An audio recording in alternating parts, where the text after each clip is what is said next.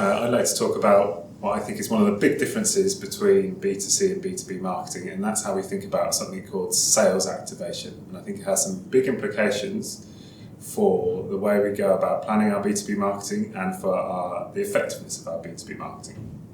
So it starts with some work, brilliant work that was done by two chaps called Les Binet and Peter Field for the IPA, and they looked at the IPA's data bank of effectiveness awards, which goes back 20, 30 years and is probably the best set of case studies about what works in marketing. And they've done lots of analysis on this, and it's got a lot of coverage in recent years. And one of the most sort of quotable stats from that is this idea that if you kind of average things out, the optimum balance for investing in brand and something they call sales activation is to put 60% of your budget and resources into brand and 40% into sales activation. Now, they use that structure to talk a lot about the difference between the two things, and a lot of the focus in recent years has been on the importance of that brand piece of the pie and the fact that brand building is long-term in its nature. It relies on emotive messaging. And the implication is, of course, that sales activation is therefore much more short-term and much more rational, and they do talk about that a lot. But that's a B2C scenario. Now, I think it's quite different in B2B, and in fact, Binet and Field did some work recently to look at the IPA cases that they've got for B2B and say, is there a B2B version of this? And the conclusion was that there was a similar split, but it actually changed the balance. 46% brand, 54% sales activation. They say that's not a big difference. I think 40% is quite a big difference. But the point I want to make is that the way we think about sales activation is very different, I think, in a B2B context. So they're talking about B2C stuff that's short-term, it's kind of trade promotions, discount offers, point of sale stuff. But in B2B, we're talking about a sales activation scenario, this bit where you actually have to get people to convince them to buy stuff and make a decision. You're generally talking about, we know from Challenger research that there's 6 or more decision makers involved, usually a lot more than that in any B2B decision. And it's happening quite often over a very long period. It might be 6 months or a year or more of a sales cycle. And those two factors have a huge impact in the way we think about it. So there's another graph that comes from the Binet and Field IPA work, and it shows this idea of brand building steadily over the long term. This might be growth on this axis here, and sales activation being more of a peak and trough type scenario. You do a promotion, your sales go up for a bit and then they sink back down, they go up a bit and they sink back down. Brand building is the only way to achieve long-term sustainable growth. Now, the brand building is all well and true, and that's good, and that's absolutely right, and I think that applies in B2B as well. But if your sales activation pattern looks like this in B2B, then I think you're in trouble and you're doing it wrong. So here's another graph, different type of graph. This is my rough drawing of the story arc that you get in Harry Potter.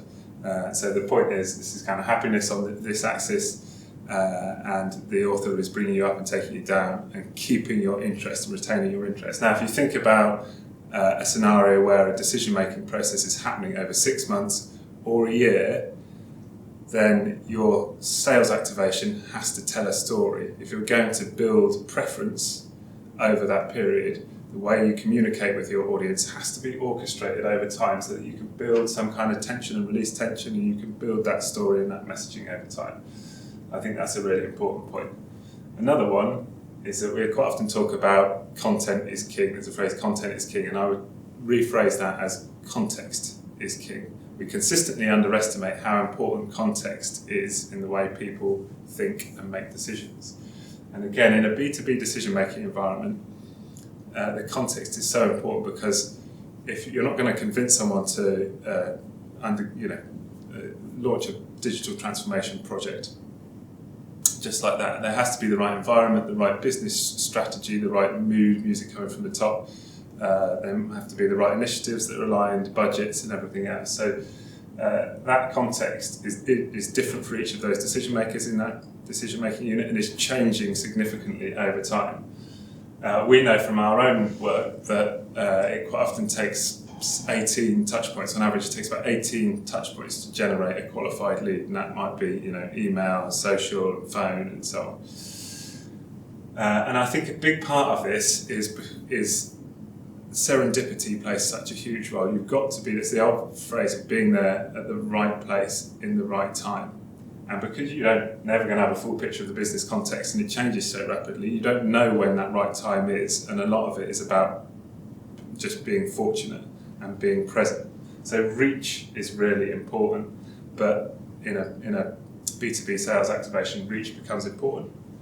But also just cadence and rhythm and the ability to reach people consistently and continuously and to be always on.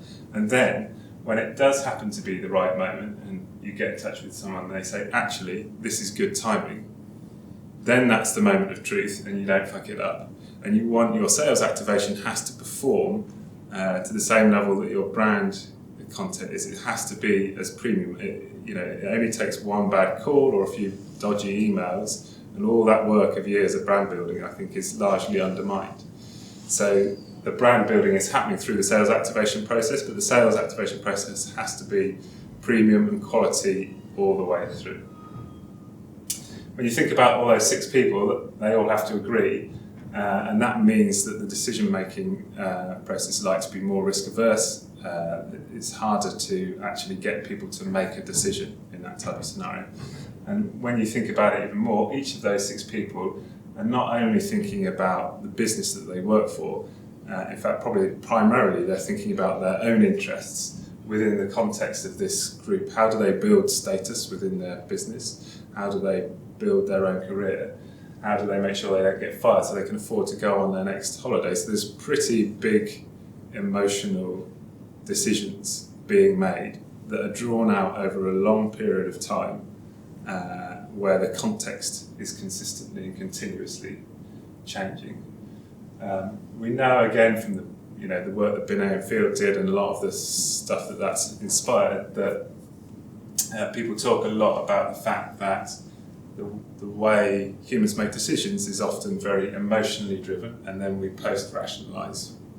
So we have an instinct of what the right brand to choose would be in any given scenario, and then we look for evidence to rationalise our decision. There's also interesting evidence that works the other way. It's not a one-way street. We will instinctively prefer something, we'll rationalise that decision, and then our rationale will then influence our emotions. So there's been studies that show people who've been given choices of posters, for example, and in that study they've been made to go away with a choice that they weren't originally happy with, and then after that time they were able to explain that was their preferred choice, and they'd sort of rationalised it to themselves. And they actually did that study with people with amnesia, and when they then went back and asked them what would their preference be, it was the one that they took away, not their original choice. It was changing how they were feeling as well. So it works both ways, and there's that interesting interplay between the emotional and the rational. And I think the point is that it's not that brand is emotional and sales activation is rational, and you have this lovely emotive brand building campaign and you say 10% off buy now. It's that throughout any communications program, you want to be able to balance those two things and use them smartly and use the best thinking about communications and psychology that you can. So all that means, I think, that when you're thinking about sales activation in B2B, it's not the opposite of brand. It is short term, it needs to deliver results in the short term and quick wins to justify the budgets and to get a bigger remit and everything else. Yes, but it is also long term and needs to be thought about how do you orchestrate channels and messages and activities over time to build preference. It needs to balance rational and emotional messaging. It needs to be orchestrated, there needs to be good communications, planning and thinking behind it. And I think really importantly, it needs to be always on, so you're there at the right time and the right place. And I think we know that if you can get those things working well, then that will have a big impact on the effectiveness of your demand generation programs and your ABM programs and your channel programs.